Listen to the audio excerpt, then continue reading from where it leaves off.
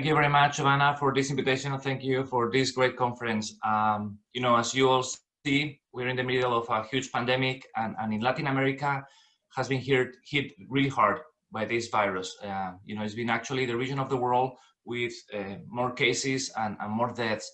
And the economic situation and the economic reality of the countries, particularly the most vulnerable countries of the region, Central America, some countries in Caribbean, South America, it's really complicated. And we believe that gig economy can actually become a really important force for supporting the present of Latin America and also the future of Latin America. So in this context, and thank you for all the studies presented, we have a great panel here with three researchers and I would also say practitioners sometimes. Janine Berg, she's an economist in inclusive labor markets at ILO. Thank you, Janine. We did a study together in Argentina. Studying the gig economy in Argentina was one of the first studies in Latin America around this topic. Korde, assistant professor of economics at Flame University. Thank you, Kupa. And Jan Drahokoupil. Sorry, Jan, if I didn't pronounce well your family name, but that's international circumstances, who is a senior researcher at ETUEI. So thank you, everyone. I would like to leave the floor to you if you have some opening remarks, like 2-3 minutes to introduce yourselves and the work that you're doing. Let's start with Janine. Okay, so good afternoon, everybody, and thank you very much for the invitation to be here. It's great to be with all of you. I would have liked to have been in person, but this is second best. I also would like to thank the WageIndicator organization and Reshaping Work for doing this survey analysis, which is really interesting. And I can't emphasize enough the importance of having data. We at the ILO have also been carrying out surveys consistently over the years and trying to find out a little bit more about, who are these workers, what are their working conditions like, what are some of the issues that need to be addressed. So data really is critical, and having surveys like this is really important. But it brings me to my big point about the data is that the wonderful thing about this type of work is that we know, the platforms know the work that's being done on the platforms. They know who's working, they know how long they're working for, and they know how much they're making. So there really is a role here for governments to require platforms to turn over this data. Because with that data, we would have the information we need really to have a really good overview of what policies are needed. So for example, in New York City, the New York City Taxi and Limousine Commission required that 4 transport network companies turn over 4 weeks of data. And then with that information, they were able to establish a minimum wage. So that's the type of information that I think governments need to really be advocating for and pushing the platforms to turn over for policymaking. So that's one point. The second point that I wanted to make was about regulation. There's a lot of debates, a lot of court decisions about, are these workers independent contractors? Are they employees? What does the law say? Certainly that's important. But I'd like for all of us to kind of think of this from a different perspective. What is we as a society, what are the protections that we want these workers to have? And when we think about it from that perspective, I think it helps with the policy formulation, because then it would mean, well, even if they were classified, however they were classified in this jurisdiction, we can then develop policies to ensure that they have the protections that they're missing, to ensure that they have Social Security coverage, if there's in case of an accident, to ensure that they make the minimum wage. All of these protections can be extended to all workers regardless of their employee status. So I just think it's really important to take that point of view about, what as a society do we want? I'll stop there. Thank you. Thank you, Janine. Kupa, you want to follow? Yeah, sure. Thank you very much. I have always been on the other side of the platform, that is as a customer, until this wage indicators, gig economy project and surveys that gave me an opportunity to get insights and information about what happens on the other side of the platform, that is the workers' side. You always keep hearing about these platforms doing so well, the funding that they get for expansion. The government keeps telling you that the platform economy is doing wonderful in the country. They're generating so many millions of jobs for the youth, so on and so forth. Yes, there are jobs. The platform economy has created better opportunities for workers. However, when we did the surveys, when we conducted the surveys, we found that the reality was slightly different. Not slightly, I would say it was quite different. When you talk to these workers, we found out that regardless of the platform they work for, their life is full of struggles, with no income guarantee, with no social security, no coverage, insurance coverage, long working hours to meet their targets, and given these conditions, what is required is a collaborative effort to improve their working conditions. And if I'm talking about India, we are talking about nearly 3 million people, and if my estimates are correct. That's all. Thank you. Thank you so much, Kupa. Jan? Hello, good afternoon. I hope you can hear me. I had some issues with my microphone. Yeah, a little low. You can speak louder. Yeah, thank you. Yes, hello, good afternoon. So I was sort of looking at the data in this project, and I'll try to make sense of these sort of differences that Klaus discussed or touched upon. And so I want to take it from there where he finished. So I think that was quite an interesting summary of the results, of the similarities in terms of the age profiles of workers. We saw many migrant workers. We also have seen that most of them work without insurance protection. Most of them work as either informal or independent workers. We also see some interesting differences. One, I think, divide that struck me is the divide in terms of the work time. So we see that sort of in the global south, people work sort of very full-time or for many days. So I think Klaus told us that in Argentina, they work part-time mainly, but if I look at the number of days, I think more than 50% of them work 6 or 7 days. So it doesn't seem to be very part-time. So we have this divide sort of north-south.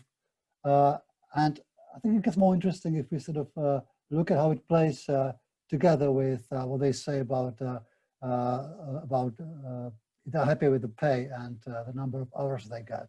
And there what I see is that sort of Netherlands is this sort of happy country. People work occasionally part-time and they're happy with what they get. They're happy with the hours and they're happy with the pay. Then in Spain, it's sort of similar. They work part-time, but they complain. They don't get enough hours. So they're not happy with the pay. And then in the south, they work sort of more than full-time in many countries, particularly India, and they are not happy with the pay. They complain that it's not good. Only South Africa is different, so they work full-time and they don't complain about pay.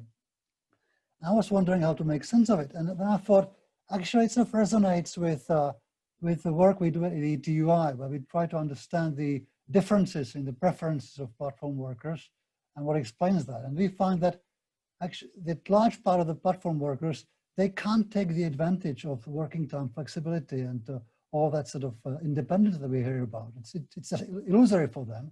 And so we find like a large part of platform workers actually wanting to work fixed shifts, fixed hours, have a guarantee of income and sort of predictability in their life. And we find that this is explained, and it's quite sort of common sense. It's explained by their degree of economic dependence. So if they are dependent on the platform, if they need that work, and if they are in a precarious position on the labor market, they actually don't care so much about sort of log in, log out. They want to have fixed hours, guarantee of income, and protection that comes with that. And so with this lens, I sort of revisited these differences, and it seems sort of that one could perhaps start from there and look at the so Netherlands is a country where we have these occasional workers who are not apparently dependent on platform work. They do it as a sort of indeed side gig, and they sort of are happy with that. And elsewhere, it's not so great, I think. So in Spain, they also do it as a side gig, but they would actually have a prefer to have more hours and get more money out of that. And then in the sort of India, Argentina, again, they work full time, so they're not sort of, they are very much sort of dependent position on the platform. They're not happy. In Africa, we have sort of full-time workers and happy workers. So the overall picture seems to me, with the exception of the Netherlands, we have actually a lot of sort of economic dependence on these platforms. with sort of, and at the same time, we have a lack of, they work in a sort of very insecure contracts without protection in terms of insurance, employment protection. So I would think that the overall picture seems to be sort of the lack of any advantages in terms of independence and flexibility for these workers. So that's my sort of, just sort of going through the country pages on your website. That's my first impression. I wonder what I got wrong. Thank you so much for this first round of ideas. I want to follow up with in the current circumstances, what can we do to really accelerate the exchange of best practices around the world around gig economy? Particularly, I'm thinking around what messages can we send to governments that are really very worried about the situation of employment, and how can we convey this idea of putting together job opportunities and social protection under the gig economy? If you can go, Janine, Rupa, Jan, the same. Okay, so we find at the ILO that there's a lot of governments that are really interested in this topic. They're not sure what to do. They see, they can see these workers, especially the delivery workers, the taxi drivers on their streets. There's a lot of media attention, and they want to know how to respond. At the same time, I think this is less so, but in the beginning there was also this fear about looking like they were not innovative if they reacted too quickly and against the gig economy companies. So there's a lot of interest in what to do. So we've been trying to, to the extent possible, carry out studies and give some technical assistance to companies, to countries on how to move forward.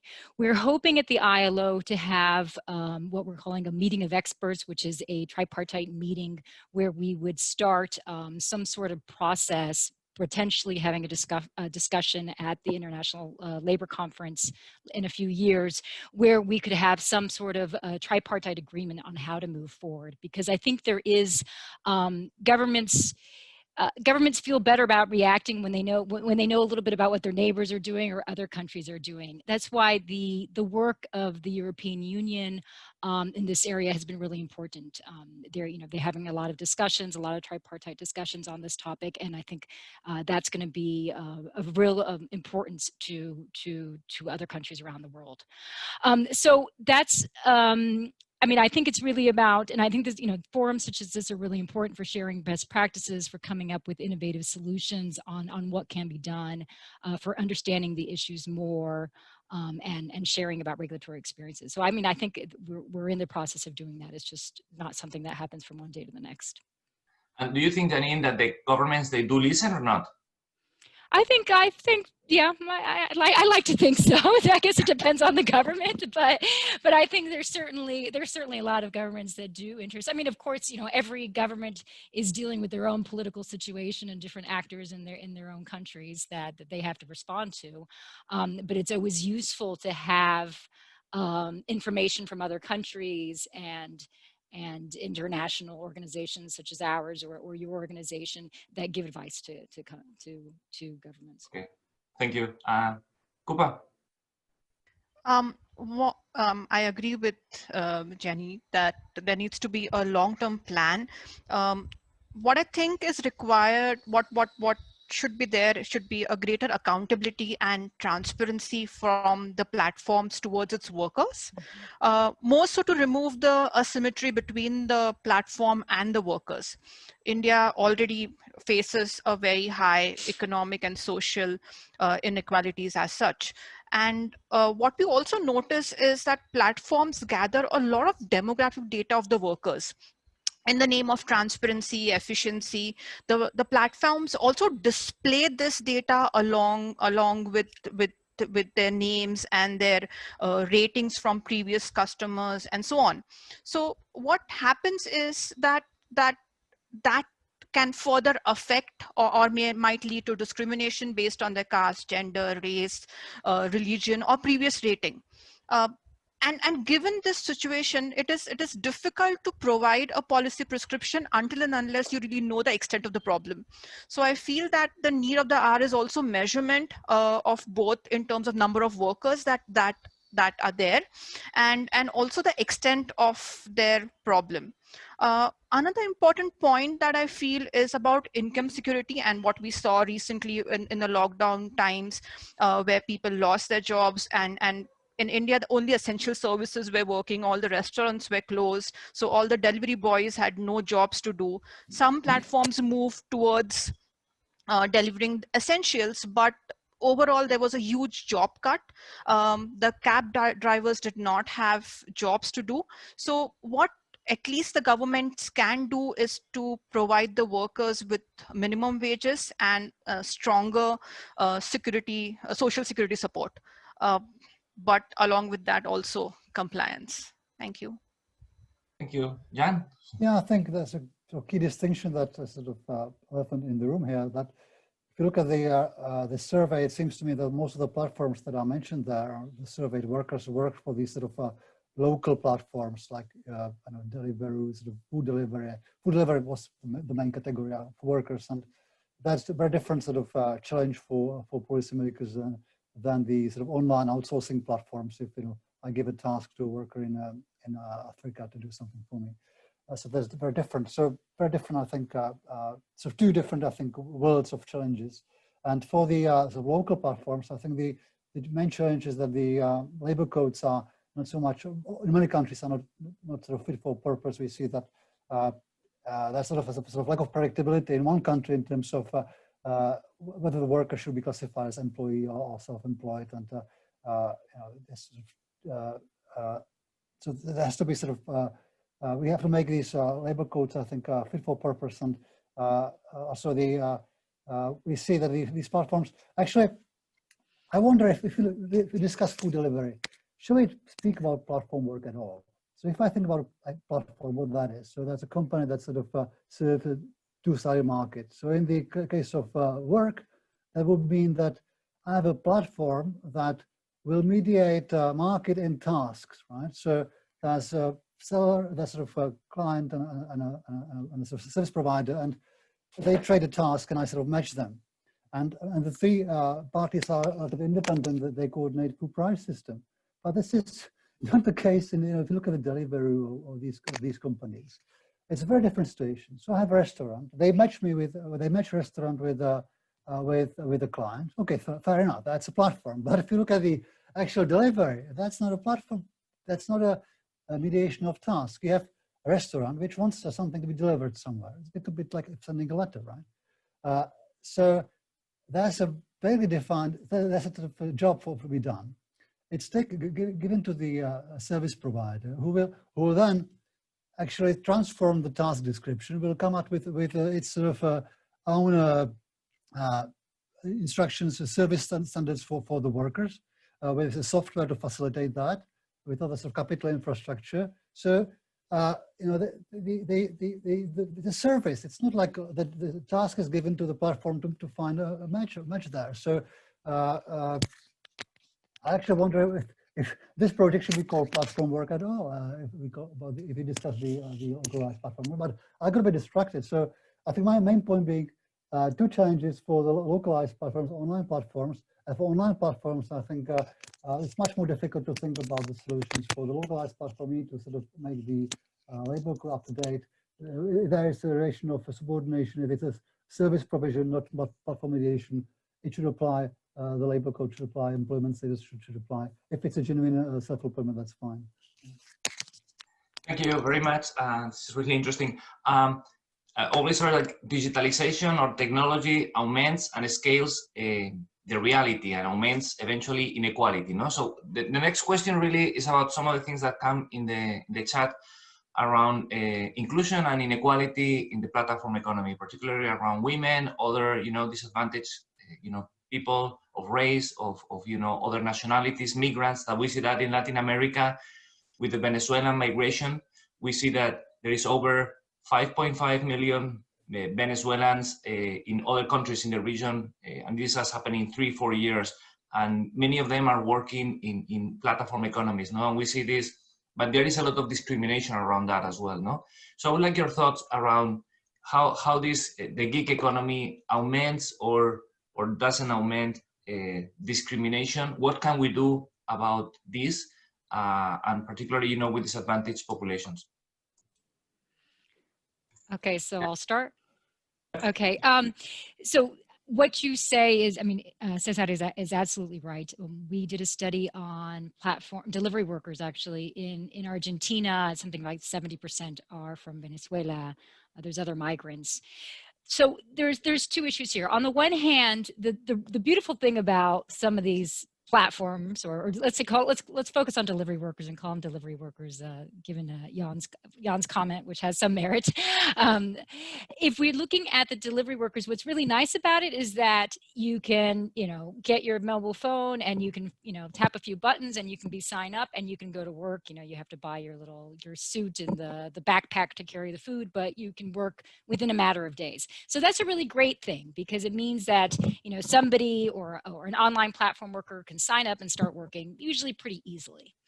Okay, but that's also what is the good side is also the bad side, because what you have now is a situation where there's a complete oversupply of labor on all of these platforms. You see this on the delivery platforms, you see this on all the online work. And so when you have too many people competing for too few jobs, there's no incentive to raise the level of pay so that these workers can earn a decent living. So what you see is, yes, the migrant worker can get on the platform and start working, but over time, or even immediately, the wages are low and the working conditions are low. So, you know, there's this, you know, do we want a situation where everybody can work, but they're all making peanuts and not doing very well, and they're all competing for the jobs?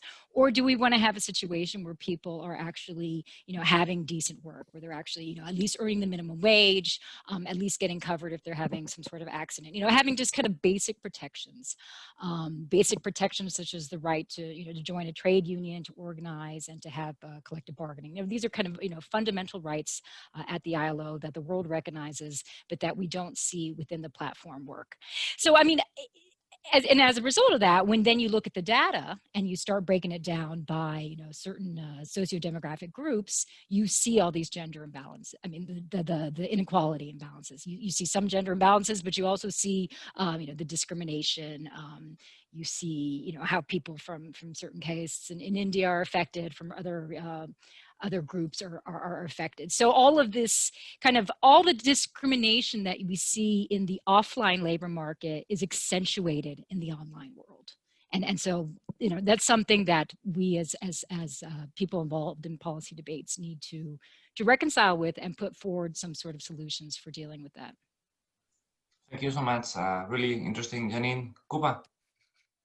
I agree with Janine, and there are also questions about how did we collect the data, and I'll briefly touch upon that, and that will also answer some of Janine's questions. So in India, what we did is we collected the data through phone calls. So it was face-to-face was not possible because of given the lockdown situation. While conducting these interviews, we not only filled up the survey details that we have, we also got various insights into the ground realities of the gig economy. We found a lot of things. So Janine mentioned about contracts and how easy it is to, you know, get on the app and start working. But in fact, what we found is when we asked them about the contracts, and when you see the survey results, you find that they mention that they don't have the contracts. So it's actually in the app, and to move ahead to work, they have to press the I agree button. And most of us, even when we use any apps on computer, we don't bother to read what's given. So these people who are not even able to decode what's given in that legal contract are pressing the I agree button without knowing what's in there. Also, during the lockdown period in India, we found that the companies came up with temporary contracts, 2 weeks, 3 weeks contracts. There's also a question about gender. So we did observe gender differences while conducting the survey. Most of the platforms don't hire women workers in India. They don't prefer women workers. So that's a first direct discrimination that you have. And even if they have to hire, so there are some platforms who want to show inclusivity. You will find that they hire, let's say, let's take the example of delivery workers, since we're talking about them. They'll hire one female worker in one locality just to show that they are inclusive. And other platforms, you find that women are mainly given jobs at the warehouses, not the on-field jobs. So there is yet another example of this. One more interesting thing you talked about was of how easy it is to start working and then get the uniforms and start going. We also found that platforms came up with innovative methods of penalties if you don't behave in the way which is expected. So for example, in India, if they don't wear the I'll not name the platform, but if they don't wear the uniform, they're fined approximately €3 for each instance. And what they make per trip is about 20 cents. So 20 cents per trip and €3 is their fine. So I don't know, I find it extremely difficult to even get over this, that how are you going to control each and every aspect? And I think we have a very, very long way to go before something can be done. Thank you so much, Kupa. Totally agree. Jan? Yeah, I wonder this distinction again, online platforms and local ones is important here. So I think it's important what Janine said about the discrimination. So I think I would apply it definitely on the online platforms, where if you have sort of market transactions where the clients can sort of decide who gets what and under what conditions, why should we expect less of a discrimination than in the offline sort of market? And indeed, there's plenty of research showing that happen exactly, this sort of discrimination happening. And also we see sort of new forms of discrimination where the people sort of working in one country can't ask for the same rates as in workers in other countries for the same job, because they, by just being sort of classified as coming from that region, will then not have a chance. Clients will not pay the same rates, so they often have to pretend they are based somewhere else and the like. And on the local platforms, I think what's really interesting what Rupa was saying. I've learned quite a bit about the discrimination happening in hiring, but one could argue indeed, as Janine did, that it's really sort of Uber and Deliveroo and the like. They allow people, migrants, to start working in the situations where they would have difficulty sort of finding a job, and that's to be applauded. And but at the same time, yes, the point is that they should benefit from sort of employment standards that are sort of applied to workers in that country. And in this context, the reason, one of the sort of aspect which sort of is can be anti-discriminatory is the fact that these are actually not sort of just platforms, because these are companies that come up with a algorithmic management sort of system. So they have management system which works because it's a situation of subordination, and because it's a sort of algorithmic management, it's sort of automatized. So we get rid of some of the discrimination that happens if people are in charge. But then there are questions. So what are the other mechanisms when sort of computers make decisions, if they are sort of biased or not? Thank you so much, Jan. So we've been talking a lot about, there is a key word here that it's part of the work we do at ADB, which is fairness. No, fairness is probably one of the key things when we work in these kind of topics. We are talking about labor fairness, if you want, or laboral fairness. I want to talk about two more things: the data fairness and the business model fairness. No, there's a question in the chat, and this is the first one around. There are some platforms trying to do fair gig models, no, around car sharing, car driving, delivering, no. So business models that are more fair to the workers, no. So it's like we have the fair trade for agriculture. We're going to have a fair trade for gig economy. Do you agree with developing this kind of alternative models of gig economy, or should we focus on mainstreaming, the rights of the workers in everything? No, this is the first question. The second question is around data, which I think we are very much into data. No, what should be a fair data arrangement with the gig workers that respects, their digital identity, no, while being consistent with the needs of a company, no, in having data around the worker that they have, no? So there are two different questions around what would be fair, no? In terms of the business model and in terms of the data management, no? I don't know if it's too complicated. Janine, good luck. Okay, I'm going to start with the data first. The data issue is really important. I began talking about how this data exists and all the policymakers could have access to it, and we would know so much more about the working conditions and the work being done on these platforms if governments could have access. So that's one issue. But there's also access, the second issue is what Jan brought up about algorithmic management and how the data is being used also to manage the workers on the platform. But then there's also the issue about the workers' data themselves. So we've studied a lot online labor platforms. So this is, the freelancing platforms or the microtask platforms where a worker can be anywhere in the world, right, doing their work online.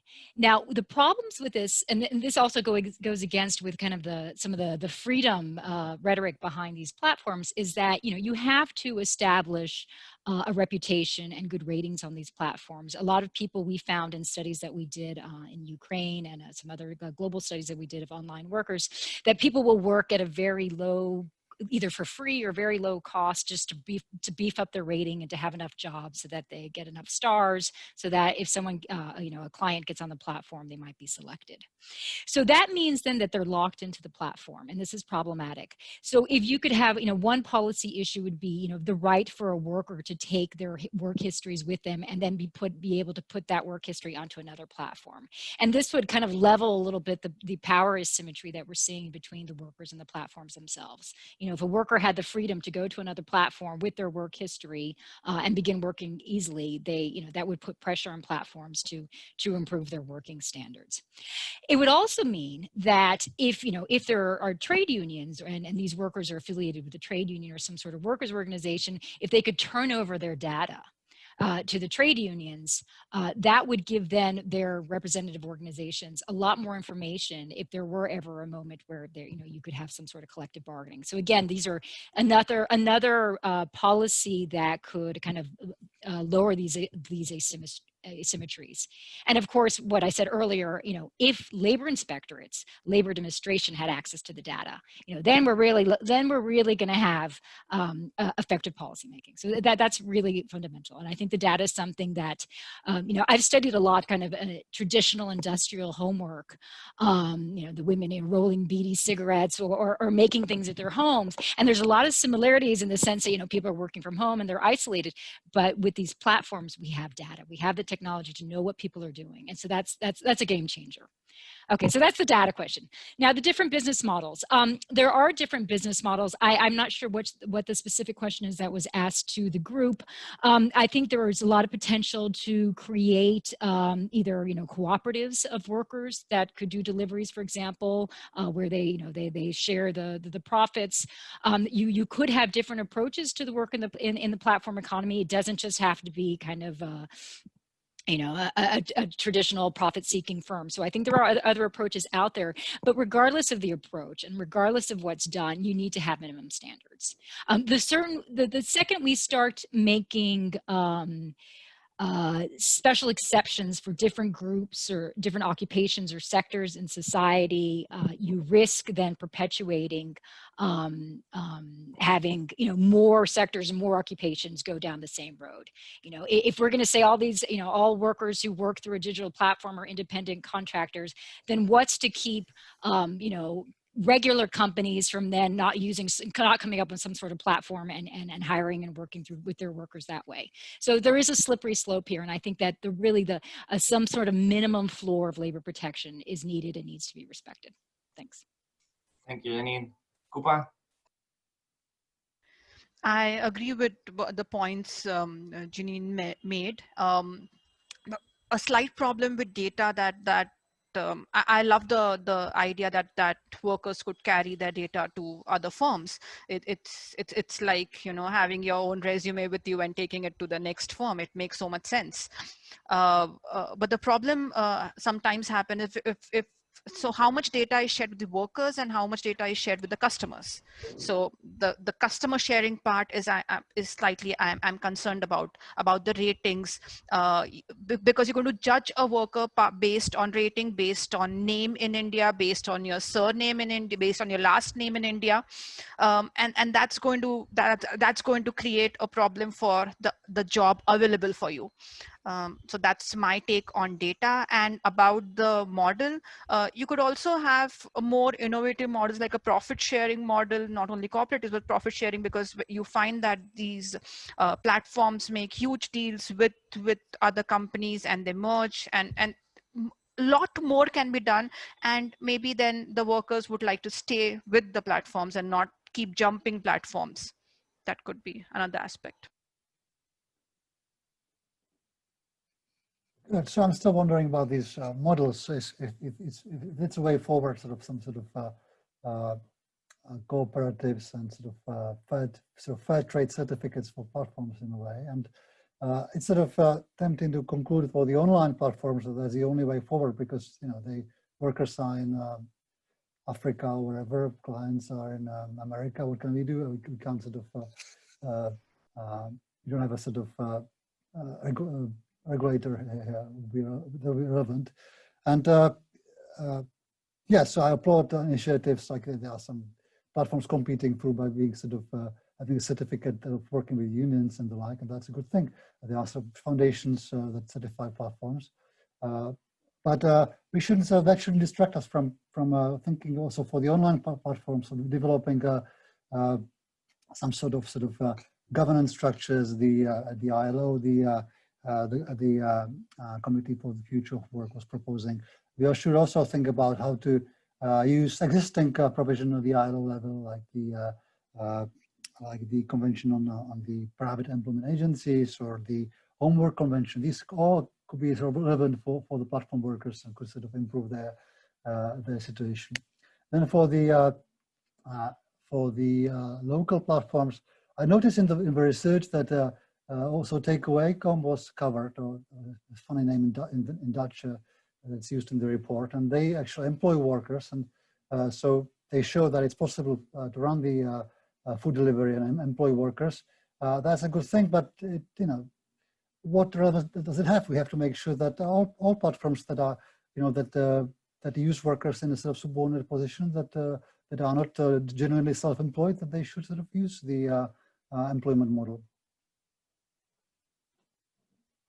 Thank you so much.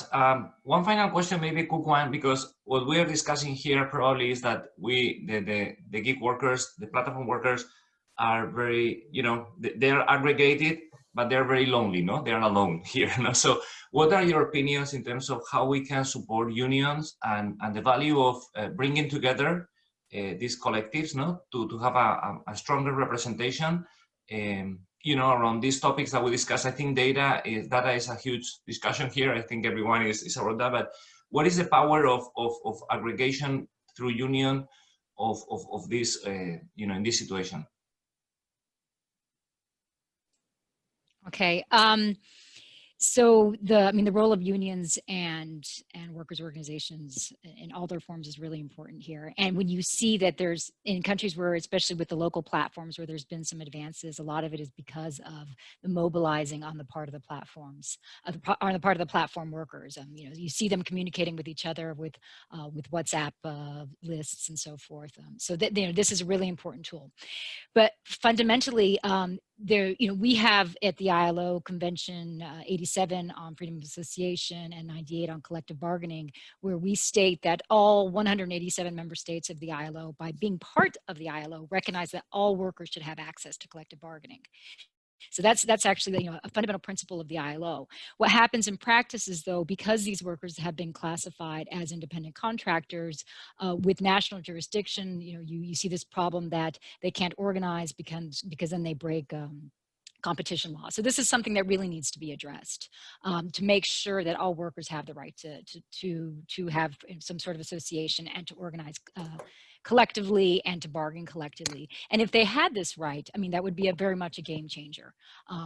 They could really, especially with the local platforms, they could really then mobilize and collectively negotiate, have some sort of bipartite agreements with the platforms to improve their working conditions. So that's really fundamental. I mean, it not just helps loneliness, but it also helps really improve working conditions. Now, for the international platforms, it's a much more complicated situation, and Jan's been correct to really distinguish between the two, and it's probably something I should have been doing more in my interventions. So here we have the problem that workers are located all over the world. Even if they could claim employee status, there's questions about the jurisdiction and differences in legal scope depending on the jurisdiction. So this makes things really complicated. So this is why the ILO's Global Commission on the Future of Work called for some sort of international governance mechanism. So we've had at the ILO for probably most of its history, we have been passing conventions that have to deal with the maritime labor sector. And this is a sector, it's very different, obviously, but it's very international, just like this online platform work. You have ships from all over the world with workers from all over the world going all over the world. That sector has a strong tradition of social dialogue and collective bargaining. There's strong unions and employers, ship owners associations, and they have come up with the minimum standards of working conditions. There's actually a minimum wage for seafarers. And if you get to a port, okay.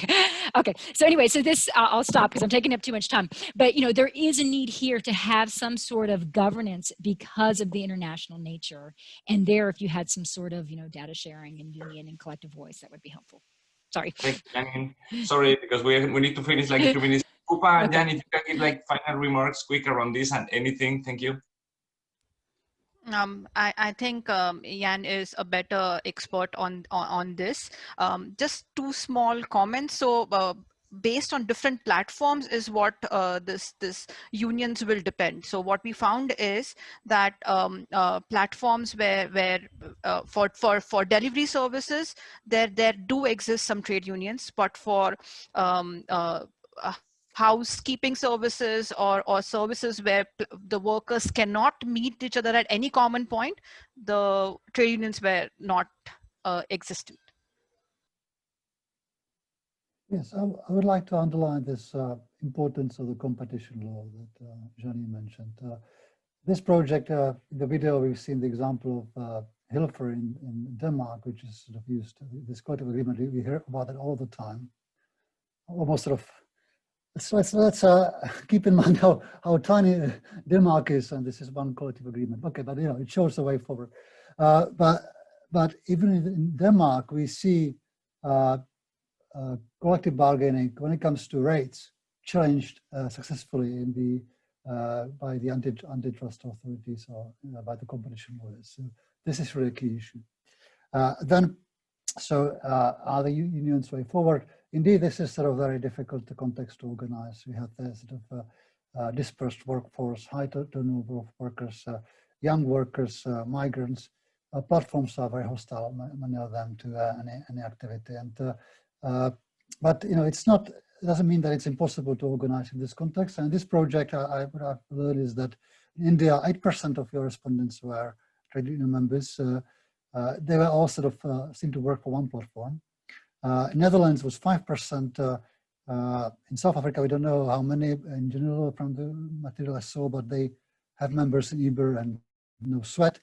And in Argentina, a low membership, but this is a story of these APP trade union that worked in what sort of functions in the delivery platforms there.